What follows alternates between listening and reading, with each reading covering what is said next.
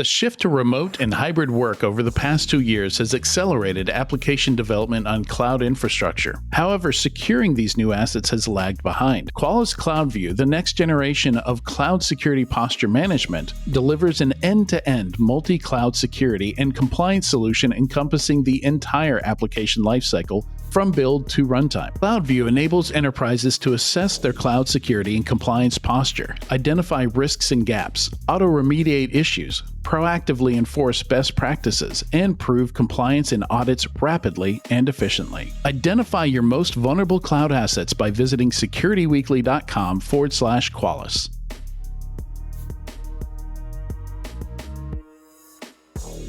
Welcome back to Enterprise Security Weekly. Do you have a specific guest or topic that you want us to cover in one of our shows? Submit your suggestions for guests by visiting securityweekly.com/guests and completing the form. We review suggestions monthly and we'll reach out to you once reviewed. All right, for our second interview today, we are talking to Joseph Blankenship about understanding and protecting against insider risk. Joseph is the Research Director for Security and Risk at Forrester.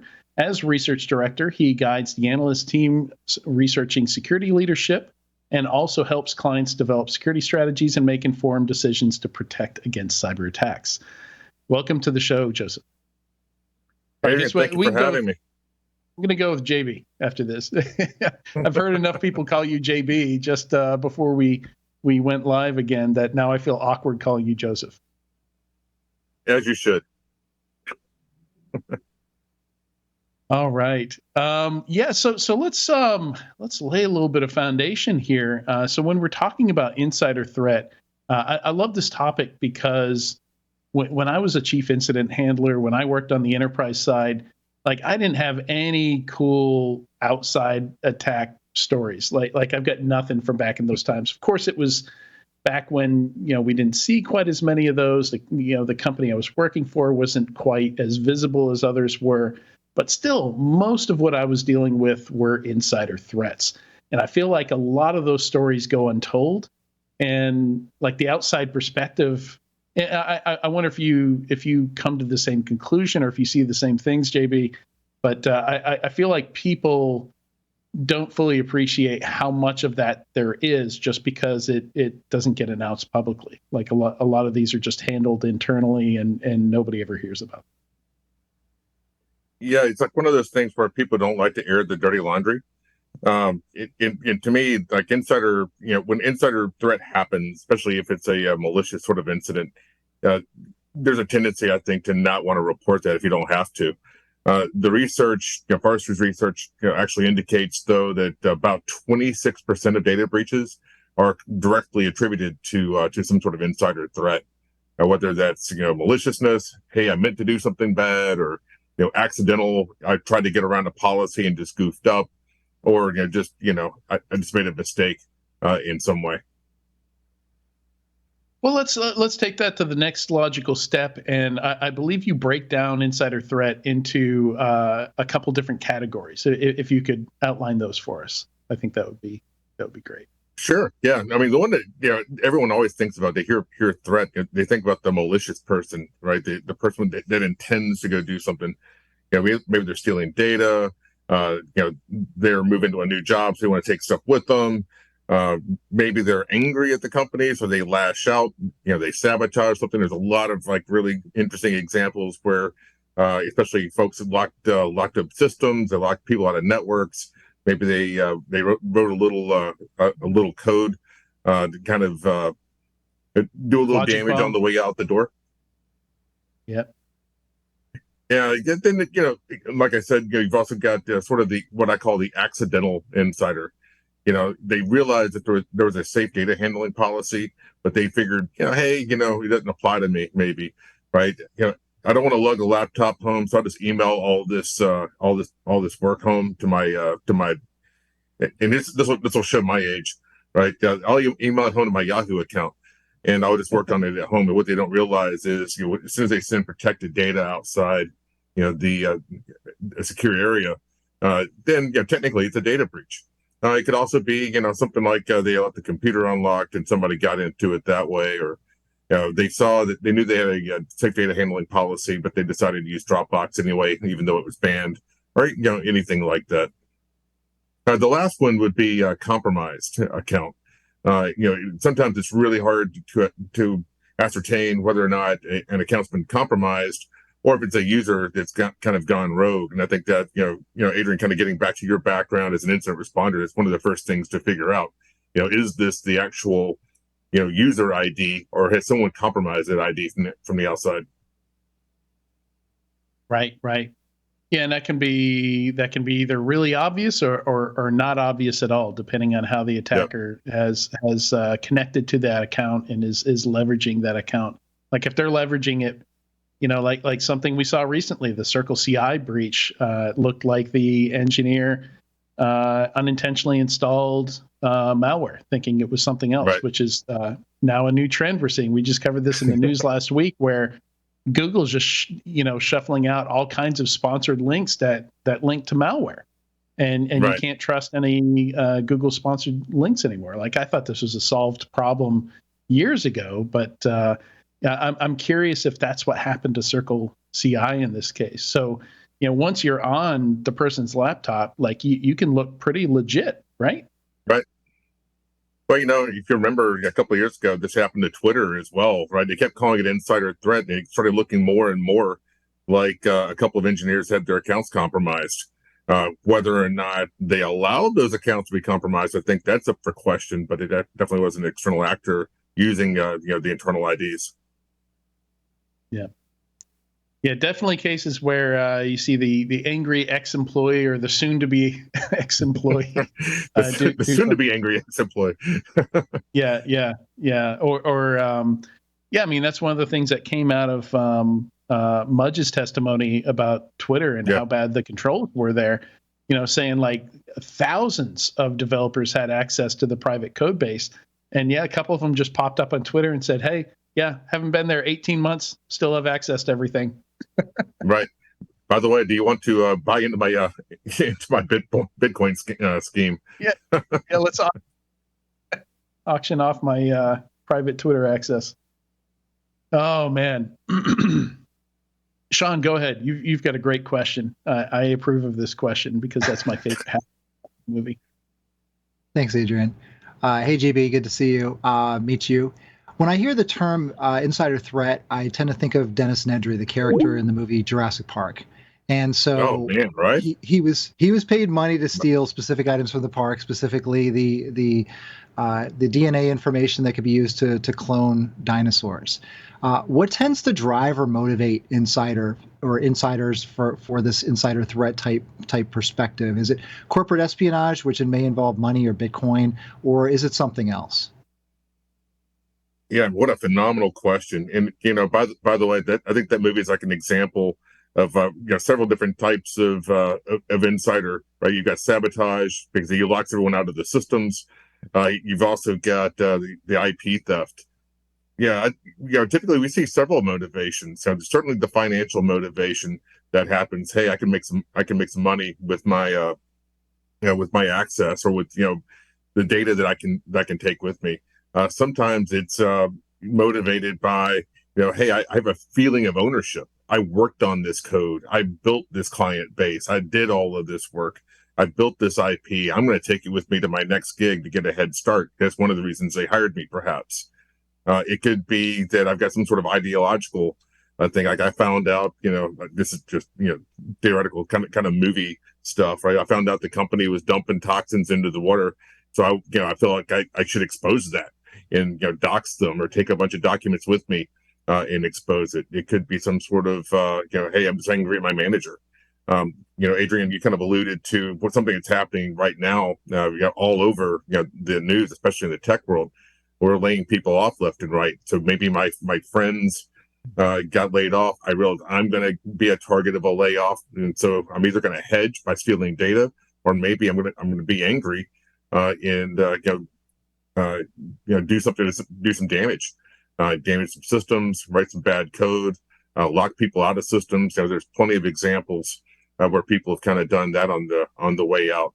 And then there's kind of the one you mentioned, corporate espionage. This is one that the FBI is warned about time and time again, where and this is speaking from a U.S. Perspective, right? Foreign nationals that are employed someplace take some IP, and then they try to escape back to wherever they came from, or whoever's paying them with that IP. And that's one of the ones that actually gets in the news a lot. It's one of the ones we get to find out what actually happened, because typically when that does happen, that's actually a law enforcement incident, and then it gets exposed in the court discovery. Yep, I have a few of those stories, corporate espionage, and yeah, definitely with the state actor angle as well, Right. the foreign nationals. Yep, I've got a few of those. Being this close to Oak Ridge is the hint as to why I had that problem, but yeah, it's crazy. Yeah, most of it was financially motivated, but yeah, we did have a few as well. Yeah. Yeah. So talking about insider threats, I suspect like one of the scariest things, just thinking while you were talking, are the ones who don't do a bunch of damage, right? Like Right. they maybe want to keep a back door into something, just in case, right? Like all the jobs that they've worked, and that's kind of related to the scenario I was alluding to, where this individual in particular would do 6-month jobs where they would come in, work on the network, leave, and yeah, every company that they contracted with, was now had an issue because Right. that individual had come through there and left their stamp. So yeah, now with the pandemic and the internal network of a company existing on people's home networks and things like that, how has that impacted insider threats? And I imagine it's further complicated things, right? Yeah, it definitely complicated things. I think probably a couple of big things, right? And again, I'm going to show my age, right? I remember like back in the day when you quit a job, they came and you turned in your computer and all that, or they took it from you. And then they checked if you're carrying your box of stuff out. You had your big copy paper box full of stuff. Somebody went through it and made sure, hey, you didn't have a bunch of printouts in there, right? Because any kind of removable media, would have been really hard to steal anything. And we moved way, way, way beyond those days. So now we don't have even that little bit of physical control where we can look at somebody and see what they're doing if they're trying to do something wrong. One of the things that happened, with the pandemic is we sent a lot of folks home, and we were relying at that point a lot on things like user behavior analytics. And the user behavior analytics, were very tuned to what happened with a pattern of life that said, I wake up in the morning, I go to a place, I log into a machine at a place, I do some stuff, I leave. And then if I started doing things, anomalously, in the middle of the night, then it would trigger an alert. Hey, JB is out here downloading documents at 1:00 in the morning. That's really weird. During the pandemic, when people were teaching kids at home, and trying to deal with family life and working remotely, all this model sort of blew up. It made security teams a little bit blind. We also didn't have people necessarily hitting the corporate network, where all the UBA stuff existed. So it kind of made us rethink, hey, if we really want to understand what people are doing on computers, we have to be on their endpoints. And it kind of shifted from the sort of network, first UBA sort of a approach to let's get on the endpoint and start figuring out what people are doing on the endpoint. Where are they dialing in from, or dialing in again, showing my age, where are they remoting in from, that type of thing. It just seriously just made it easier for people to, if they wanted to do wrong, to do wrong, at least for a window of time.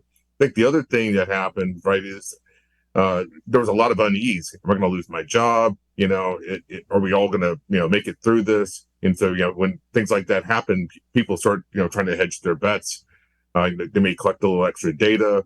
They may, say, hey, if I have to move on, I want to be ready. Yeah. Sean, sort of like ahead. having your go bag full of data, Yeah.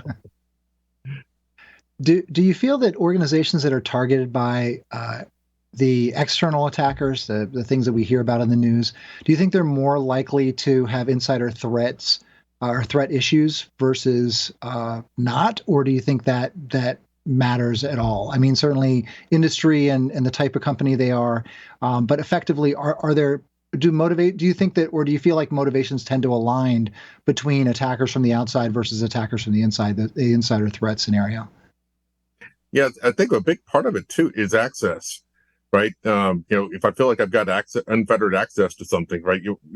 Kind of the typical logic on the external actor is, hey, if I'm just going and trying to find a target, I want to try to find a soft target, if I can, right? Instead of like expending some expensive 0-day, one time, to gain access to something, instead, you're going to try to find an easier angle. The thing that's interesting about insider is we all have insider risk of some degree, especially if we've got intellectual property, if we've got customer information, all of these things. Some of the people that I talk to about insider risk or insider threat, they've had an incident of some kind, and they, kind of understand, hey, I never thought we'd be a target for something like this. I don't know why it happened. They didn't actually start to value the stuff they had on. Some of these could be like smaller manufacturing organizations that actually have IP. They have plans, they have processes, they've got recipes for things. So when you've got anything of value like that, you may be a target for somebody to misuse it. Yeah, well, thank you. That's very interesting. To your point earlier, you said that we hear about what happens with external attackers, the things that are in the newspaper, things that companies have to disclose with a breach scenario. With Insider, you mentioned that really there's no real desire to share that. Do you have any stories or examples that you have heard of that you could share with us about things that have been done, or maybe allude to what's been done based on what has happened in popular culture, like a movie, that could help our audience better understand some of the risks that come with insider threat and what's happened and how that can be just as bad, if not worse, than what an external attacker may do? Yeah, I can't remember the name of the company off my top of my head, but I appreciate that you said the movie reference. Right, there's two besides Jurassic Park that always come to mind, and one of them is Office Space, right? Because you've got also several types of insider threat that were kind of demonstrated there. You've got Peter Gibbons, who installs the malware that takes the percentages of a penny and puts them in a bank account. Somebody actually did that recently. And they ended up being prosecuted for it. And one of the ways that they caught the person is that he had actually written Office Space into his code. This is like one that actually did make it into the news because it was so, they had to prosecute the person because he had stolen a significant amount of money. It was also kind of interesting because he had actually put that into the code that he used to steal the money. You got also That's think about bold. Office Space. Yeah, right. That's really bold. He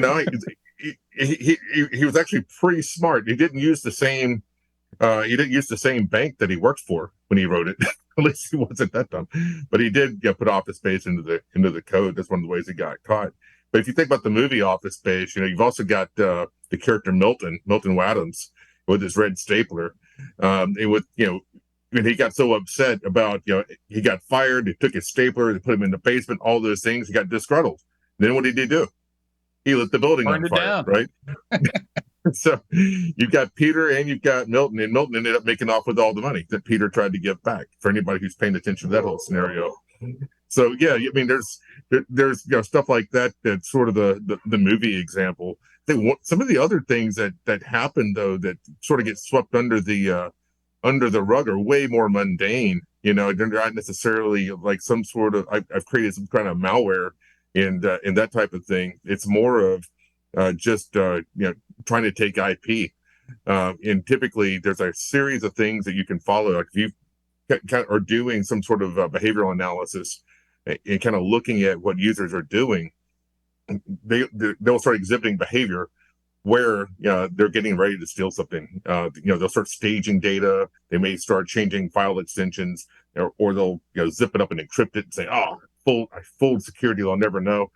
And sometimes, the external actor may be telling, or an external actor may be telling the person internally, "This is how you do it. Here's the playbook. Get the stuff that we're interested in. Do these things, and then drop it on a USB or something like that. And chances are they won't see you doing it." One of the other things about insider threat, and a very well-known person in the security space, when I interviewed them, I think for my first insider threat report, she told me, she's like, if a company doesn't think they have an insider threat problem, that means they're not looking. This actually is a problem that you have to look for, because think about it. The insiders are people that use computers. Your contractors, your partners, your employees, all of that kind of stuff. So they look like they're going about their daily lives and doing their thing. But if you're not looking for the little telltales of what they're doing, you may not catch them trying to exfil. Yeah, so that's I think that's a great place to move the conversation to, because something I spent a lot of time doing on the side, one of my primary research projects is analyzing breaches. Going through postmortems where there are details to go through in the public domain, and in most of these insider cases where you had an actively let's call them angry admin cases, right? The admin that was underappreciated and overworked. There are so many red flags and signs before those people ever go Nova and start causing start damage. Doing their thing. Yeah. So the question here is, what should companies be doing, to be aware of this, to maybe, head it off before it gets that bad, or, detect it before it gets that bad? Because most of these, they seem like they simmer for a while before they explode. It's not just like a sudden thing. Yeah, this is like one of those things too, Adrian, where it's the old "if you see something, say something" sort of a deal. So let's just say if you hear Milton Wadhams say, "I'm going to burn the building down," and he says that in the movie, right? "I'm going to burn the building down," and no one takes him seriously. Maybe you tell somebody, Right. "Hey, Milton's going to burn the building down. You might want to keep an eye on him," right? And so if we have an insider risk program of some maturity, we might say, "Hey, we're going to watch what Milton does from here on, and make sure he's okay." And if to your point, if it kind of gets to gets to the stage that you think someone's going to act, maybe you intervene and just say, "Hey, what's going on? Tell us, why are you disgruntled?" One of the ways this shows up just terribly, right? We hear about it all the time in the news, is somebody gets disgruntled at a manager or coworkers, and they come back and they have some sort of workplace violence incident that has absolutely nothing to do with cyber attacks or technology, but it does have to do with insider risk, because you've got someone who's probably been showing outward signs that they're unhappy. So I think to answer your question, is you've got to have some degree of a insider risk program, depending on what industry you're in, the sensitivity of the stuff you have, your risk tolerance, all of those things. You're going to say, "Hey, this deserves some sort of a dedicated program to look at users and make sure they're okay." Now, Forrester did make a prediction this year. We'll see how it goes. We predicted that a C-level executive would get fired because of their employee monitoring program, because sometimes these things can go a little too far and start becoming a privacy concern. But kind of finding a good middle ground with a mature insider program means, hey, we're going to go look for those telltale signs they were talking about, Adrian, and we're going to try to collect that information and keep an eye on the people that are exhibiting, that maybe they're going to take some sort of an action. Yeah, Sean, go ahead. Thanks. So you were talking a little bit about the companies and things that they should probably have in place. If they're not looking for it, they're not going to find it, find what they're looking for. And it sounds like there's a very tight connection between what spies tend to do and what insiders do, and maybe those motivations often tend to align as well. I've done a lot of work in different spaces that have dealt with insider threat, as well as helping kind of ferret that out and identify ways to kind of notice that? And like you're saying, looking at the behavior, people working extra hours, they tend to have access to files. I mean, the Snowden incident probably shined a big spotlight on this, certainly for the government space. But in the private sector, as you mentioned, like corporate espionage is very much a thing. It's something that should be people should be aware of, whether it's IP or something else. Maybe it could be a customer list. I know it's some financial organizations, their organization chart and who works in different areas and on different components of the business are very tightly held secrets. But do you feel that companies are prepared to deal with an insider threat scenario? And what should they do to better prepare to detect and handle insider threat when they discover it? Wow, what an awesome bunch of questions, right? If you had asked me that question 5 years ago, I would have said most of the companies that I talk to and work with were not prepared to handle an insider incident. They had no formal program or anything like that. One of the analogies I like to use with folks, we start talking about insider, and they're like, "Hey, I'm going to go buy some technology. I'm going to go get a user behavior analytics and have an insider program." And I'd be like, "That's fantastic. You should have an insider program." But have you thought about what you're going to do when you catch an insider? What are you going to do? Have you thought about the outcome? Right? What do you? And early on, I'd hear people say things like, "Well, if I find somebody doing something weird, I'll just call the manager." I'm like, "Yeah, that'll backfire big time. You're going to wear people out. You're going to make people quit. You're probably going to draw some lawsuits because you've damaged somebody's career." So yeah, that's one way to do it. The other way to do it would be to say, "Hey, we're going to do an insider program." And now we're going to go and work with our HR partners, and we're going to go work with the general counsel and figure out what are our processes going to be? What are we going to do when we decide that someone is doing something maliciously versus accidentally versus compromised account? How do we handle those things? And then we need to have a process for remediating. That might be, hey, if it's accidental, we go and do a coaching session and say, hey, please don't do that anymore. If we find out that it's maliciousness, then maybe we end up having to fire the person. And one of the reasons we don't really hear about this a lot is, hey, that person gets fired, they move along, no one says anything. But, another outcome is they've done something malicious. We've determined that it's material, and now we have to call in law enforcement. Or, to your point about counterintelligence, there are a ton of parallels. You find a lot of former counterintelligence people actually working in this field, especially in the financial space and the pharma space, where they've got really expensive IP to protect.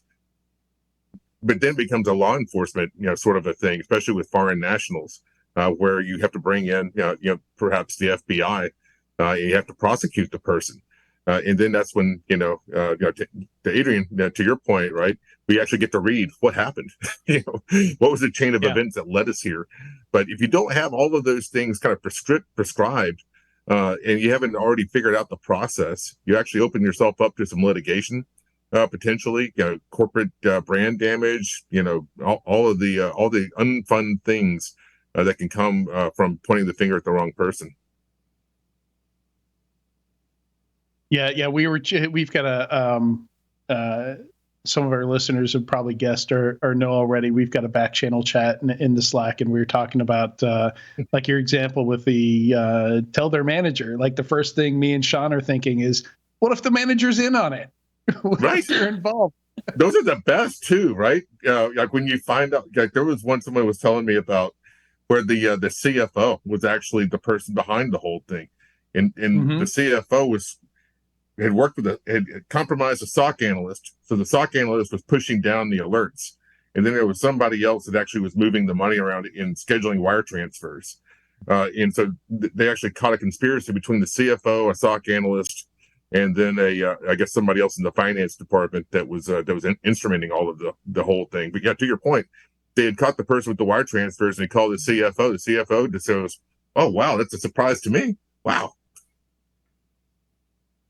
Yeah, there's a great example I just shared in our Discord. There's a company, one of the few cases where a company was destroyed by a breach. Company, Australian registrar and hosting company called Distribute.it, and I just dropped that YouTube link in there. The guy who owned the company actually does a talk, and he explains how the whole thing went down. and like they rebuilt the whole company twice, but like he still had access to systems. Like they were never able to fully lock him out of systems, and eventually they just had to give up. Oh wow, yeah, It's a hell of a story. a bad day. It's a very bad day. Rare, very rare, but Oh yeah, but still worth a listen and worth. I believe strongly we should study cases of not just insider threats, but security incidents in general. See what we can learn from them. Well, yeah, you learn a lot. What led up to it, how did they orchestrate it, and then how could we have made our response better? Mm-hmm. Sean, you asked that question about how do we prepare. One of the things is you practice this just like you would an external incident. Let's just work on our scenarios. We build scenarios and we kind of work. What does that playbook look like? Who do we bring in? Who makes the decisions? And kind of play it all out. If you don't practice that, then chances are when it happens, you're going to have a failure of some sort. Yeah. I think Katie had a question for you. Yeah, so all of this stuff is actually a lot more interesting than the question I have, because you do have to think, from big to small, right? Like, what are you going to do? How are you going to handle this? But if you get down to tactics here, obviously you're looking at access controls and permissions and privileges and all that kind of stuff. We've been talking for years about look at the behavior of your employees and how did it change? Does it change? Is somebody going through a really hard time that would make them more susceptible to insider threat? Something, like bankruptcy or divorce or whatever the case may be. Personal finance, right? Exactly. But what tactically, other than, looking for those signals, are there tools that are really good? There have been tools on the market. Some of them border on creepy. Some of them are a little too high level, but are there tools that can help businesses suss out when there is this suspicious behavior and mitigate some of those issues in real time without stepping over a line that might cause an HR or a legal complication? Yeah, there's definitely much better tools, and I was kind of making a little light of UBAs earlier. UBA can certainly be part of that tool set as well, right? Looking at the employee behaviors, but again, I think this is like a scenario where you've got to decide what you want to do. Let's just say you get an alarm through your user behavior analytics or whatever you're using to monitor employee behavior, and you start suspecting somebody.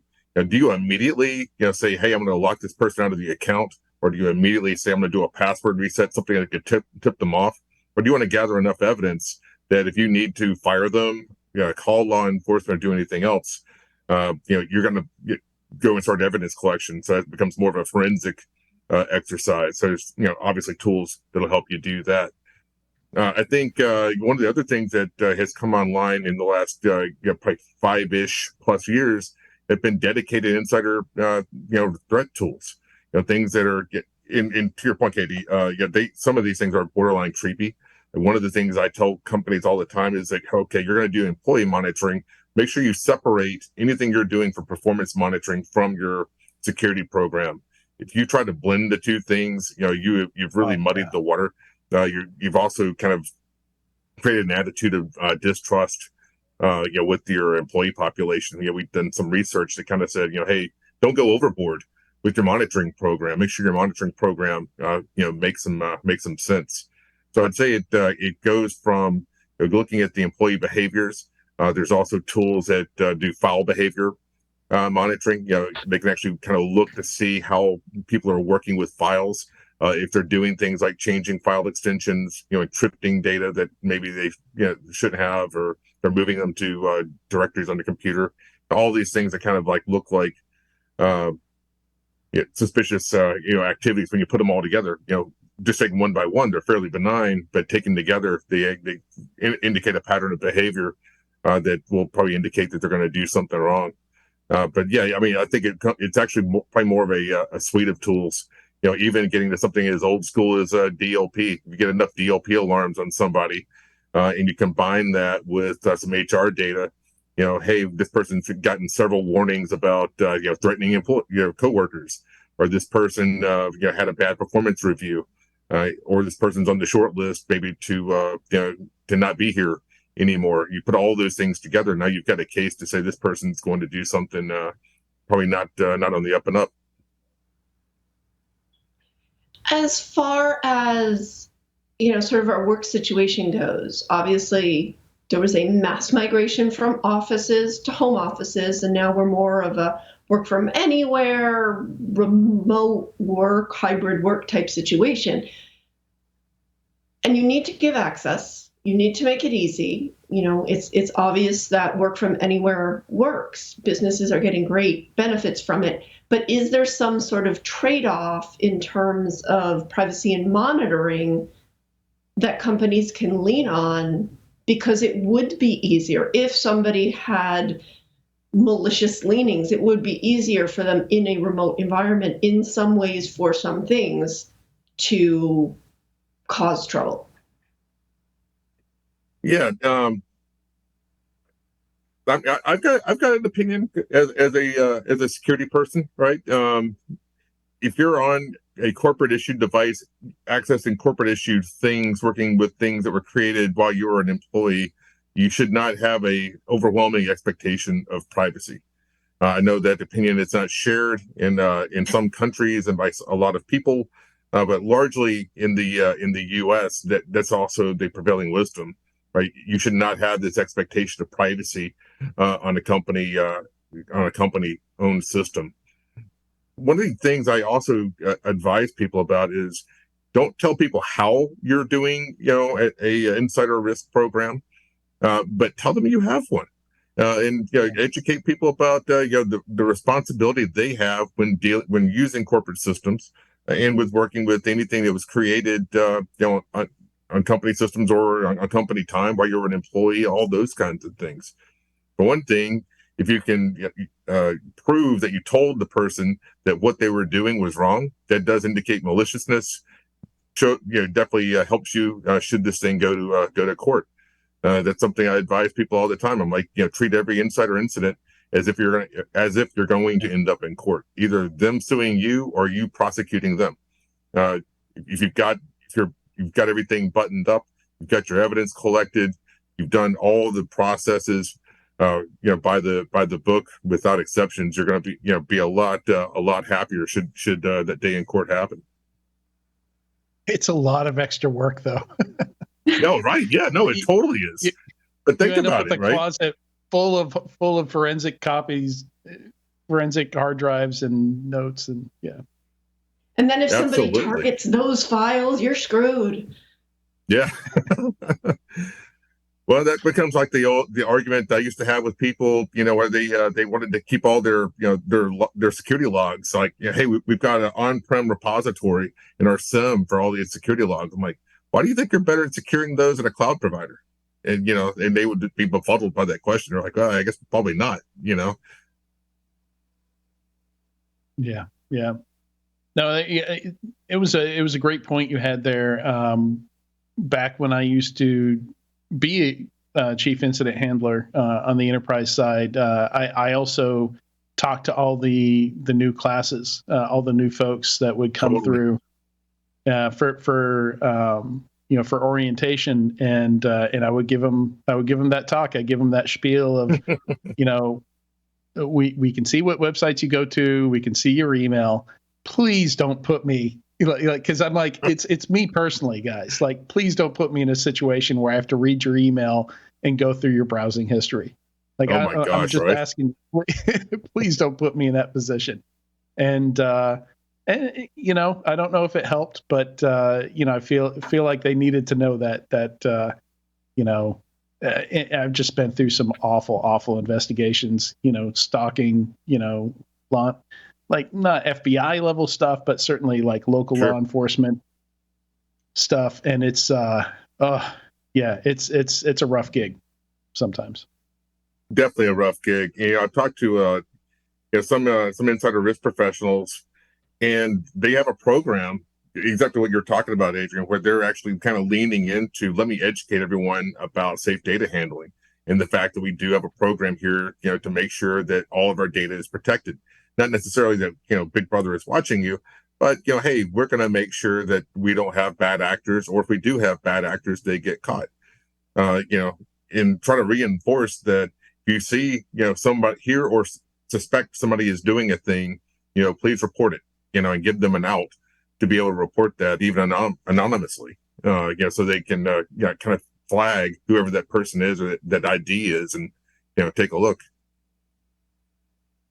So before we wrap up here, I'm kind of curious if you have any stories like I imagine it's got to be tough research to do because there's a lot of information you don't necessarily have. But I don't know if you have any interesting anecdotes you can share, anything like that before we wrap up here. Gosh, I think one of the ones that was most interesting to me, as I was working with a power company, with a utility, and they were spinning up an insider risk program, and usually, I ask, why? Why now? Was it a board member that came to you and said, "Hey, we're really worried about this"? Was it, an executive read something about insider risk and they were like, "Oh, wow, what are we doing about that?" Or did you have an incident? In this case, they actually had an incident, and really what had happened was a disgruntled employee was basically doxing one of their executives and sending stuff to the media that this executive was doing. It was basically the equivalent, Adrian, of reading this exec's emails and sending private stuff to the media, as well as some stuff, like upcoming plans that maybe the local population wouldn't like. And this executive was just going nuts, and figured out, hey, we're going to have to call in some sort of forensics firm to figure out who's doing this to me. This had gone on for like a period of time, and then after that, they were like, okay, never again. We're not doing that one again. I think another really interesting one was in this kind of borderline between maliciousness and sort of accidental. But there was there's an employee for a tech company that was hoarding basically code that they had created, as well as basically any sort of PII they could lay their hands on. They were hoarding it, and they ended up having to go to law enforcement, doing a search warrant on the person's house, and found out, you're talking about the closets full of forensic evidence. This person at the time had, drive after drive after drive of company IP, PII, corporate accounts, all of this kind of stuff that he had just collected. And he figured, hey, I'm an employee. It's mine. I get to use it. I had access to it. Why shouldn't I have it? And he had taken all this stuff home, and it took them a long time to kind of go through it all and figure out what he had done, what he had taken, and then prosecute. Yeah, if you don't have all that logging set up, yeah, I imagine a lot of those cases, they were not set up to collect that evidence Exactly. Before it happened, right? But I think they started in this one. They started suspecting that the person was doing the thing, and so they kind of leaned in and turned logging on and started paying attention. But you're right; they didn't have the historical. They didn't find out how big the problem was until they actually got to the house and got the data. Yeah, no, that's a common mistake I've seen is trying to stop the activity before you've collected any evidence, and then there's not much you can do with it because you don't have any evidence. Yeah. But there again, you've got to have a plan for that. You have to decide what you want to do in a situation like in the case of the wire transfer thing with the CFO and the SOC analyst I was talking about before. They actually made the decision, kind of a split-second decision, to stop a wire transfer before it went out and shut off everybody's access. They felt like, hey, we've gotten enough evidence now. We don't want the money to be gone. So it was kind of like one of those, hey, this is about to happen. Let's shut it down. Yeah. So I think for me, my big takeaway today has been that insider threat is not a technical problem that can be solved with a product purchase, right? Like it goes a lot deeper than that. You have to think through the process. Anything else you want to add before we wrap up here? I know we do have some links to articles, blog posts in the show notes. Yeah, I think a couple of things. Yeah, a couple of things I would just end with, right? I think you're absolutely right, Adrian. It's a human problem. It's not a technical problem. It's not a quote unquote cyber problem. And usually when I'm advising folks on this, I tell them technology is the last step. The first step is try to figure out your risk, build a program, get buy-in, figure out who your stakeholders are, who's going to make decisions, build all the processes, figure out what technology you already have, right? How you can leverage that. And then if you need something else, a dedicated insider risk system, UBA, whatever it might be, forensics, then go get that. But make that the last step. Don't put the technology first. It's a people, a process, then technology issue. Well said. Well said. JB, thank you so much for joining us on Enterprise Security Weekly today. This was a really fun topic. I love this topic. So thanks for having me, Adrian. I love to talk about this stuff. All right. We'll be right back in a few moments with the weekly Enterprise News.